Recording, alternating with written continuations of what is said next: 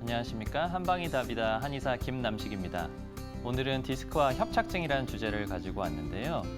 여러분들이 디스크와 협착증은 굉장히 흔한 척추의 질환이지만 디스크, 협착증 각각 어떠한 걸 정확하게 지칭하는지 좀 혼동이 되는 경우들이 많은 것 같습니다. 그래서 오늘 이 시간에서는 디스크 질환은 무엇이고 협착증이라고 하는 건 무엇인지에 대해서 한번 알아보고 어떤 식으로 관리를 해야 되는지에 관해서 한번 간단하게 알아보도록 하겠습니다.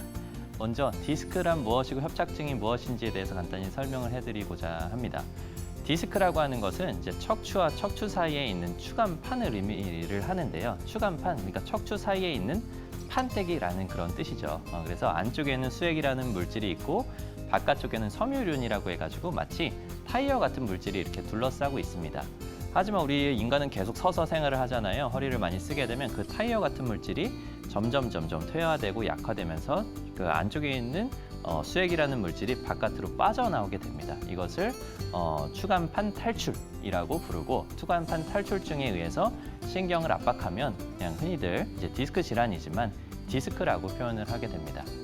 협착증이라고 하는 것은 이것과 개념이 조금은 다른데요. 이제 협착증이라는 것은 이제 어디든지 간에 좁아져 있다라는 뜻을 의미를 하는데 척추와 척추 사이가 좁아져 있는 것도 척추간 협착이라고 부르기도 하고 추간공이라고 해서 신경이 나오는 구멍이 협착이 돼도 좁아져도 그것도 추간공 협착이라고 부릅니다. 일반적으로 부르는 협착증이라고 하는 것은요. 척추관 협착을 의미를 하는데요. 척추관이라고 하는 것은 뇌에서부터 꼬리뼈까지 신경이 쭉 흐르고 있는 관을 의미를 하는데 그게 척추의 안쪽에 있습니다. 지금 사진에 보시면 왼쪽에 있는 그냥 디스크 환자 같은 경우는 앞쪽에서 디스크가 탈출해서 신경을 그 하얀 쪽의 신경을 압박하고 있고 협착증 같은 경우는 뭐냐면 하얀 부분이 굉장히 세모 모양으로 좁아져 있는 걸 보실 수가 있으실 텐데요. 앞쪽에 있는 디스크가 튀어나오고 뒤쪽에서는 뼈에 연하고 있는 그 인대가 있습니다. 황색 인대라고 하는데 사방에서 그 추간공, 그러니까 그 척추관을 흐르고 있는 양쪽의 신경을 사방에서 목죄듯이 압박하는 그 질환을 협착증이라고 부르고 엄밀히 말을 하자면 척추관 협착증이라고 불러야 하는 질환을 의미를 합니다. 그래서 이런 질환들이 생기면 마치 신경이 압박되니까 신경에 손상이 생기고 또한 그것에 의해서 어떤 이제 마비 같은 것이 발생할까 봐 걱정들을 많이 하시고요. 또한 병원에 가면 여러 가지 시술이나 수술을 이제 권유받는 경우들이 많으신데요. 물론 필요한 경우에는 이제 시술이나 수술의 도움을 받아야지 됩니다. 시술 같은 경우는 뭐 그 신경성형술과 같이 안쪽에서 그러니까 꼬리뼈 쪽으로 접근을 하거나 허리 양쪽에서 접근을 해가지고 안쪽에 이제 그 공간을 좀 넓혀주고 그리고 안에다가 그 약을 뿌려주고 나오는 시술을 주로 하게 되는데요. 약을 뿌려주고 나오는 그 액이 바로 스테로이드입니다. 고농도의 스테로이드를 뿌리게 되면 신경의 염증이 가라앉기 때문에 일단 일시적으로는 통증이 감쇄되는 그런 이제 증상의 호전을 경험하실 수가 있지만 장기적인 관점에서 바라보면 이 고농도의 스테로이드는 추간판이라든지 아니면 주변에 있는 연부 조직을 더 무르게 만들기 때문에 디스크나 협착증 같은 질환을 더욱더 가속화시킬 수도 있습니다.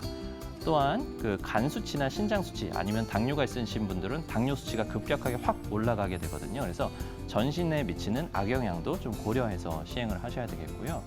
또한 이제 수술 같은 경우는 이제 특히나 협착증이 있는 경우에는 사방에서 신경을 압박하고 있기 때문에 뒤쪽에 있는 뼈를 이렇게 후궁을 절제하는 수술을 시행을 하게 되는데 후궁을 절제해 놓고 그 척추의 안정성을 보강을 하기 위해서 나사로 이렇게 고정을 해 놓습니다. 지금 그림에서 보시다시피 이제 그러니까 후궁 절제술을 수술하시면 엑스레이를 찍어보면 이렇게 나사가 안에 박혀 있는 걸 볼 수가 있거든요. 저 관절도 사실은 움직여야 되는 관절이지만 수술을 하게 되면 저 관절은 이제 평생 움직일 수가 없습니다. 움직일 수가 없으면 이렇게 손가락을 묶어놨다고 생각하시면 이 손가락이 딱딱해지지 않습니까? 그래서 그 연부 조직 딱딱해지기 때문에 생기는 1차적인 통증이 또 유발이 되게 되고요. 저 관절에서 해야 되는 일을 위아래 관절에서 다 나누어서 더 많은 일을 해야 됩니다. 때문에 위아래 관절이 더 망가져가지고 협착증이 또 생겨서 그 위에 또 수술하시고 또 위에 또 망가져서 또 수술하시고 이렇게 연속적으로 수술하시는 경우들도 있거든요. 그래서 수술이나 시술 같은 경우는 지금과 같이 이러한 부작용들도 유발이 될 수 있기 때문에 수술의 적응증을 명확히 아시고 보존적인 치료를 먼저 시행해 본 다음에 효과가 없으면 그 이후에 고려를 해보시는 것이 좋겠습니다. 수술의 적응증이라고 하는 건 사실 이런 겁니다. 그러니까 신경에 마비가 생겨가지고 갑자기 근육에 살이 쭉쭉 빠지는 거예요. 한쪽 팔만 갑자기 한쪽 다리만 살이 빠진다든지 아니면 감각이 느껴지지 않는 겁니다. 이러한 신경학적인 결손이 생긴다든지 아니면 대소변의 관리를 못하는 겁니다. 갑자기 대변이나 소변이 마음대로 나오는 이 대소변 장애가 생긴다든지 아니면 한방 치료와 같은 치료를 8주 이상을 시행을 했는데도 내가 일상생활을 할 수 없을 정도로 많이 아프다. 그러면 아까 말씀드렸던 시술을 먼저 고려하고 그래도 호전이 없으면 지금 이 사진에서 보시는 것과 같은 수술을 고려할 수가 있겠습니다. 대부분의 디스크나 협착증 질환을 가지고 계신 분들 10명 중에 9명, 90%는 수술이 필요 없는 경우입니다. 이러한 경우에는 이제 한방 치료가 주요할 수가 있겠는데요. 한의원에 내원을 하시게 되면 일반적인 침 치료를 시행합니다. 침 치료는 이제 진통 효과, 근육을 이완시켜주는 효과 등을 가지고 있죠. 그래서 그거를 이용을 하고 또한 이제 그 디스크나 협착증을 앓고 계신 분들이 아픈 건 사실 신경에 염증이 있어서 아픈 거거든요. 염증 반응을 조절해주기 위해서 약침이나 봉침 같은 그런 봉약침을 사용을 합니다. 또한 추나 치료가 굉장히 효과가 좋은데요. 이제 지금 보험에 적용이 된 추나 치료를 이용을 하시면 그 아까 유착이나 이러니까 신경이 어디 붙어 있거나 아니면 조여 있거나 눌려 있다고 했잖아요. 공간을 확보해주는 효과가 있습니다. 때문에 추나 치료를 동시에 사용을 하고요. 또 몸의 컨디션이 좋아지면 그런 염증 반응들이 빨리 좋아질 수가 있거든요. 때문에 한약 치료를 써가지고 그리고 한약에다가 척추에 좋은 그 염증만을 줄여주는 약재를 섞어서 한약을 쓰게 되면 치료 효과를 더욱더 배가시킬 수도 있습니다. 이러한 여러 가지 한방 치료를 이용해서 여러분들 디스크나 협착증을 치료를 할 수가 있고요. 특효가 되는 그 침치료 방법을 한 가지 소개를 해드리고자 합니다. 바로 도침 치료라고 하는 것인데요. 특히나 협착증 같은 경우는 협착이라는 단어가 바로 어디가 들러붙었다는 뜻이거든요. 구멍이 좁아지거나 사이의 간격이 좁아진 것을 의미를 합니다. 좁아지게 되면 그 주변에 유착이 발생을 하는데요.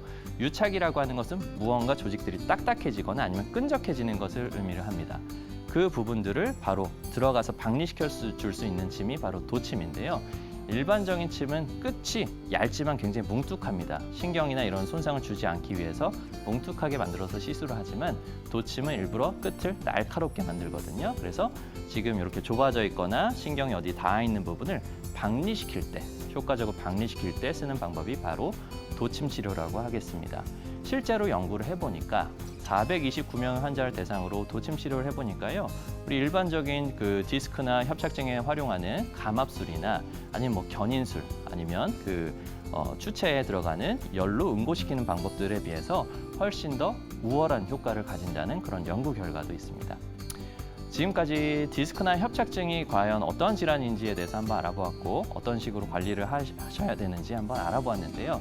디스크나 협착증이 발생하면 이제 구조적인 이상이 있다 보니까 어떤 신경적인 마비 등에 대해서 굉장히 걱정들을 많이 하시는데요. 10명 중에 9명, 90%는 수술이 필요 없고 일상생활에 통증이 없이 잘 지내실 수 있는 그러한 상태입니다. 그래서 그런 진단을 받으셨다고 해서 너무 걱정하지 마시고 한의원이나 근처에 있는 의원을 방문하셔서 효과적으로 치료를 한번 받아보시기 바라겠습니다. 지금까지 한방이 답이다의 김남식이었습니다. 감사합니다.